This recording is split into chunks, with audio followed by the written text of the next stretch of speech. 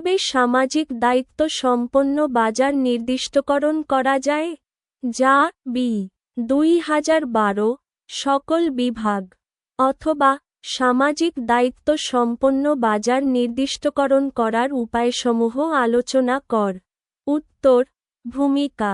বাজারজাতকারীকে বর্তমানে তার অস্তিত্বের জন্য অনেক সামাজিক দায়িত্ব পালন করতে হয়। নিম্নলিখিত কতিপয় দৃষ্টিকোণ থেকে বাজারজাতকরণের সামাজিক দায়িত্ব সম্পর্কে আলোচনা করা হল। ১. সরবরাহকারীর প্রতি দায়িত্ব। প্রতিষ্ঠানের উৎপাদন ব্যবস্থা নিশ্চিত করতে বাজারজাতকারীরা বিভিন্ন ধরনের সরবরাহকারীদের নিকট হতে বিভিন্ন ধরনের কাঁচামাল ও আধা প্রস্তুতকৃত পণ্য ক্রয় করে থাকে।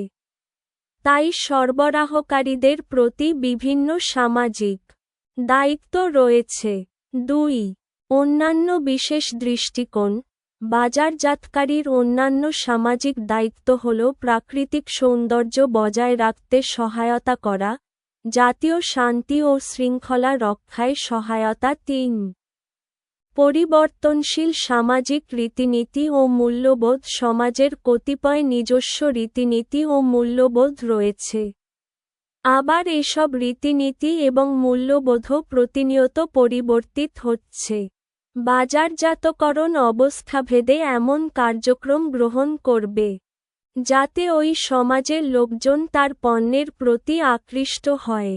এটা তার অন্যতম সামাজিক দায়িত্ব। ৪. অর্থনৈতিক দৃষ্টিকোণ।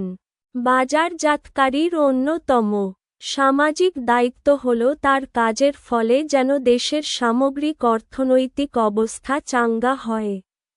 ৫.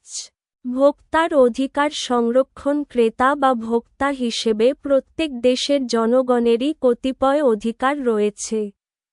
ক্রেতার স্বার্থ সংরক্ষণের জন্য কতিপয় সরকারি আইনকানুন প্রত্যেক দেশেই লক্ষ্য করা যায়।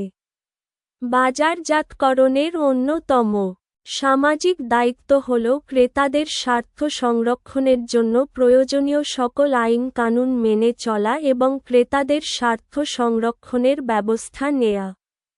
৬. সামাজিক শ্রেণী দৃষ্টিকোণ। বাজারজাতকরণের কাজ হবে যাতে তার ফলে শ্রেণী বৈষম্যের সৃষ্টি না হয়। অর্থাৎ বাজারজাতকরণের পন্থায় এমন ব্যবস্থা থাকবে না যাতে সমাজের ধনী বা দরিদ্র অথবা কোন বিশেষ শ্রেণী একচেটিয়া সুবিধা পায়। ৭. পরিবেশগত দৃষ্টিকোণ।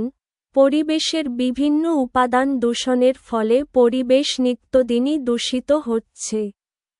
ফলে বাজারজাতকারীকে অবশ্যই পরিবেশের প্রতি দৃষ্টি রাখতে হবে। উপসংহার। পরিশেষে বলা যায় যে বাজারজাতকারী সমাজ ও সমাজের জনগণের কল্যাণ প্রত্যক্ষ ও পরোক্ষভাবে নানাবিধ দায়িত্ব পালনে সচেষ্ট থাকবে।